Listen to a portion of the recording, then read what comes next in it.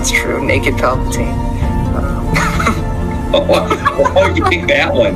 Fresh out of the clone tank, nude Palpatine is my Well, that's the first thing I think of when you say Dark Empire Palpatine.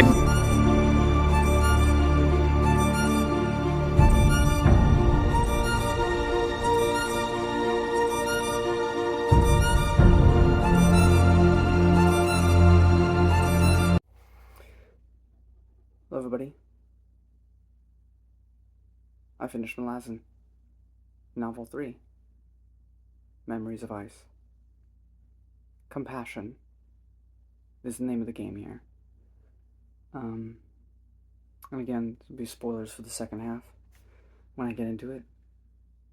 But now that I've completed it, absolutely I recommend it. And as I'll say time and time again when it comes to Steven Erikson, when I'm reading 1,000 pages, not every piece of the information is compelling or fun to read necessarily, but it all comes together to make a good package.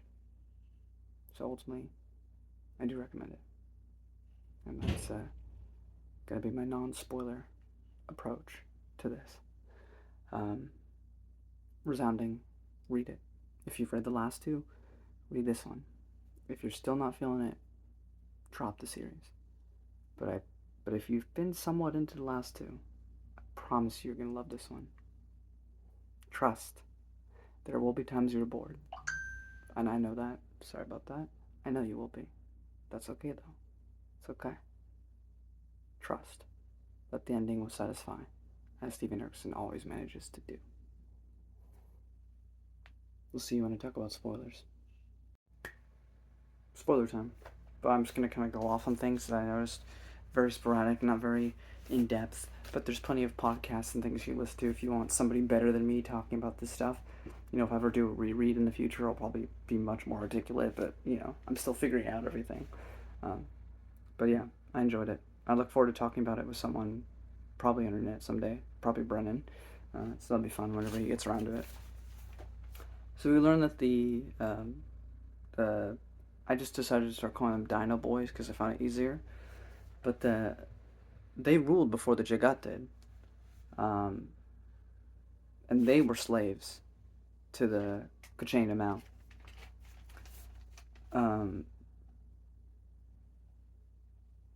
Krupi claims that he can stand up to the crippled god, which is interesting. What is Krupi, really? Is he actually a human? I don't know. Whiskey Jack has faith in Krupi, though. So, there's a whole part where he talks about that. Perrin meets Gruntle, and much like with Talk, I feel like Perrin and Gruntle get along really well, and I enjoy their interactions.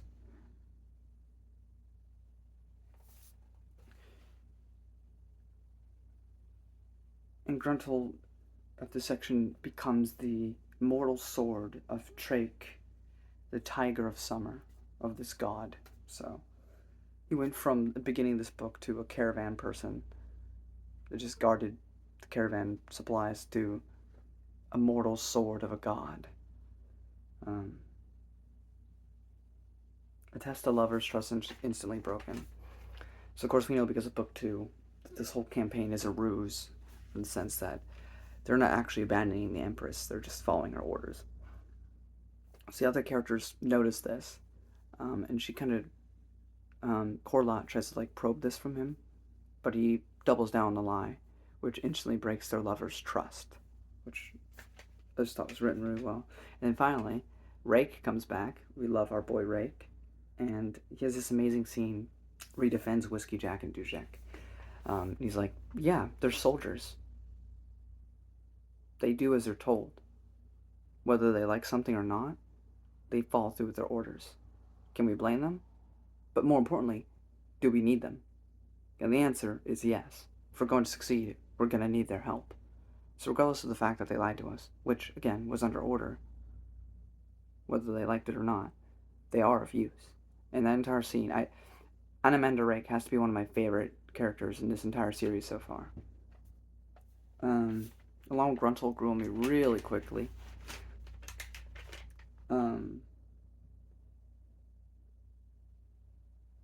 there's this whole part where um, Kafel and these like Bargast want Perrin to bless them, which is interesting because he's becoming ascendant, so he probably could do that.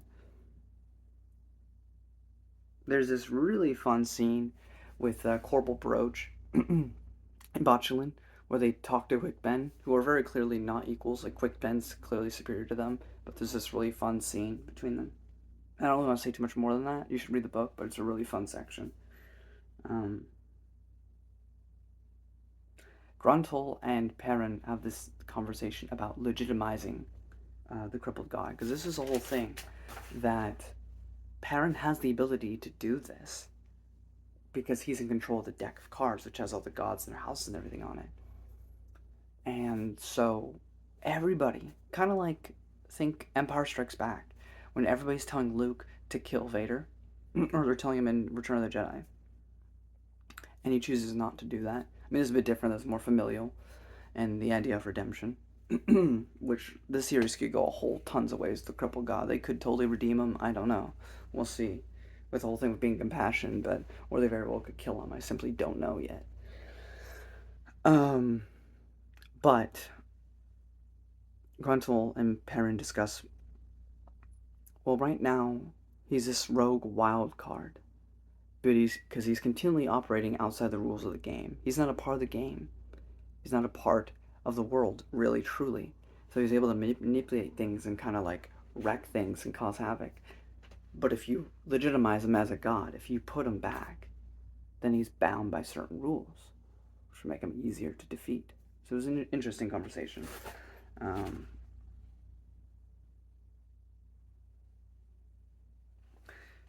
This is one of the saddest parts of the book. We learn that the Tlanamas, these immortal, skeleton men and women, simply want to die.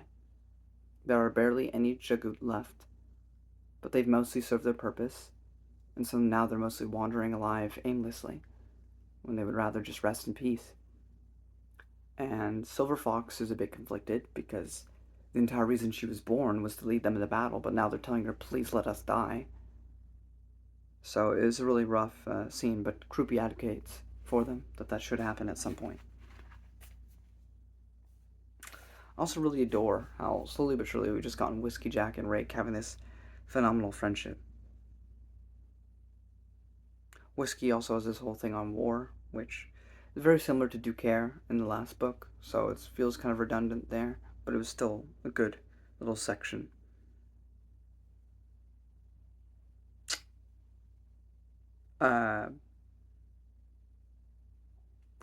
Krupi, at one of these points, is a very small section, but he refers to other people as mortals, which implies that he's not. So I'm very curious as to what he actually is. Whiskey and Dujek also have this wonderful discussion on the state of things, and how Whiskey really wants to retire. And he's really fed up with it, and he's done. And after this, he doesn't really care what Lysine wants. He's done. He's simply done. He doesn't want to do it anymore. And then we get teasing for book 5, not even the next book, for book 5, because we get mentions of an Emperor of Eder, the Deliverer of Midnight Tides, which of course is the title of the 5th book. Then we have the Tistiador, who are looking for Perrin's throne for some reason. And there's a bunch of other things that I'm overstepping, but here, nearing the end, this is big things. If you've been listening so far, like, what's going on, and you haven't read up to this point, really, really stop. You really, really need to stop. Stop. Go read it. Stop. Stop. You've been warned. Okay? Cool. So Calor, who's been this kind of butthole for the entire book, kills Corlott and Whiskey Jack. So now he doesn't get to retire. Now he just gets to be dead. Here's the next big revelation. The seer, with human flesh and bone, is not a human at all. But in fact, kind of think like an Uglith Masker from frickin' the New Jedi Order. He's a Jagat. And what's this next big revelation about the Jagat? This Jagat is the boy child from the beginning of the book. You know, the one that got entrapped? Well, he found a way out. And now he's in control of the Panian Daman. It's been him the whole time. And he wants to help his sister escape. Crazy. There's this amazing quote, and all of the Malazan books have had this. You know, this amazing bits of philosophy, this of morality, kind of like spread throughout. Again, I will say, pacing. Maybe this is exactly what Steven Erikson wants, you know, and so he did it to perfection, what he wanted to do. That being said, in terms of engaging story throughout, because of his pacing and because he decides to make his books absurdly long, it drags at points, and that's probably going to be my biggest critique throughout. And I know that's kind of subjective, pacing, but I feel that, you know, I don't know, it's probably really hard to make 1,000 pages, but I don't think he lands the mark at every occasion. Now, it doesn't stop me from saying it's a phenomenal book, because I keep reading, regardless if I'm super into it at that moment, because I trust the author to pay it off at the end, and he always does, and he did here. It's just, there's bits of dragging throughout that I can't. So maybe that's just a me personal thing, but I think that's just something to be said of, you know, is all 1,000 pages truly necessary? Do we truly need all these little excursions with Botulin and Corbel? Now, don't get me mistaken. I love those, and it's the sole reason I'm going to read all those spin-off books, focusing on them, because they're so well written here. But did they really need to exist here? I mean, what did they contribute to the main plot? As far as I can tell, almost virtually nothing. So you skip them out. Like, if you took those two characters out of the book, would you really be missing much? Not really. Maybe they show up in some other way in a future book, but as for this book, they don't do anything outside of being a distraction, basically. And they're a super fun distraction, don't mind me, but still not important to the overall narrative. So it's like, you know, which is fine. He chose to do that, but it's just like, I think that is a thing to be said about that. But again, I'm no author. I'm no, you know, he's way smarter than me, way smarter than I'll ever be. But I'm just saying, like, and this is me, like, trying to find something. So of course it's a great book. It's me trying to find something to objectively say that may be a problem. Anyway, but yeah. So there's this amazing thing where, and I'm just using a couple lines, but basically, compassion must be freely given in abundance. You know, we give compassion to those we care about. We give compassion to some rather than others. But we hold it in check. We feel like in order to have compassion towards someone, they must earn it. Now, compassion and kindness are different, and I think some people don't deserve your kindness. Compassion should be given to everyone, if necessary. But, you know, it talks about, like, withholding it. But it should be given freely and in abundance. Also, maybe the mother of Silver Fox is meant to sleep and create a new world, which is interesting.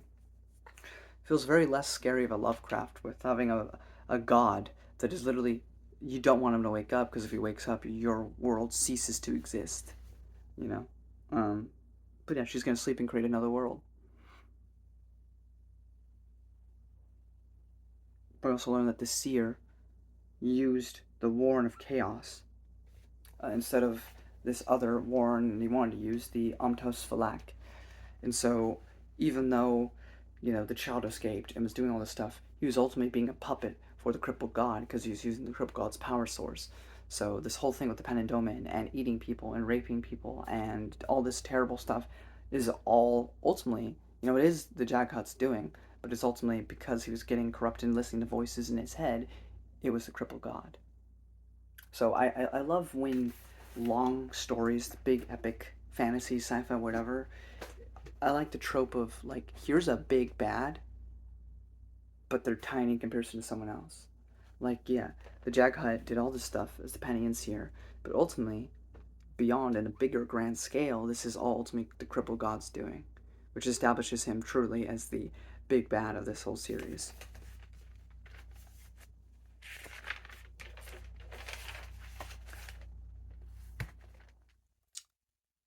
Then we get to, we think that Talk died, but he did not die. He's in a younger body, and I don't know what's going to happen with that, but he's still around. And then Dujek calls Perrin a noble, and he gets kind of offended for a second. He's like, no, not like that. You are noble. You know, the kind that's earned. And I love that. And everyone pays their respects for Whiskey Jack. And also, Moonspawn is dying, so they're going to use it as a cryptum, or not cryptum, halo. They use it as a sarcophagus for some of the fallen, like Whiskey Jack. Then we get to the epilogue. Remember the Finessed house? Well, Perron's decided he's going to start living there. He's going to shack up there and hang out with Raced. You know, the bad guy from the first book that's no longer a bad guy. And that was a really funny little interaction there. And then they go to this tavern, which is a Kroll temple now repurposed as a tavern. And who shows up? But Ducaire from book 2, as he tells the story, at least the story from his thing, with the dogs, the war dogs, the chain the chain dogs, from book 2, which is really nice to see. And then the book ends. You know, this is actually, I mean, there's a few threads left hanging, of course, and the crippled god in of itself, and a lot of other things. But as for like the thread of the Penny and Domain and all of our characters are kind of at a spot where it's like a nice ending. I mean, you shouldn't stop here, obviously, but this is like a pretty solid trilogy in itself before starting like another sort of like arc. So, I mean, of course, the overall arc is the crippled god. That's been established here because that's still something that needs to be resolved. But it's definitely something to look forward to. I'm excited to see what else this universe has to offer. But it just feels like a nice, conclusive ending. Up next, we are not returning with the 4th book by Malazan. Not yet. We're taking a small detour to see the origins of our favorite necromancy group with Botchlin and Corbel Broach, Volume 1, a collection of 3 short stories that we'll be discussing together. So until then,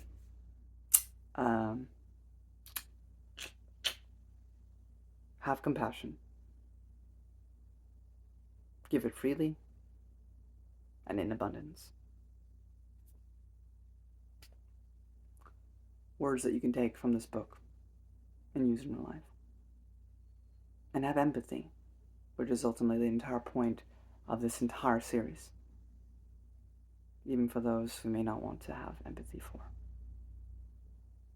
And that's beautiful.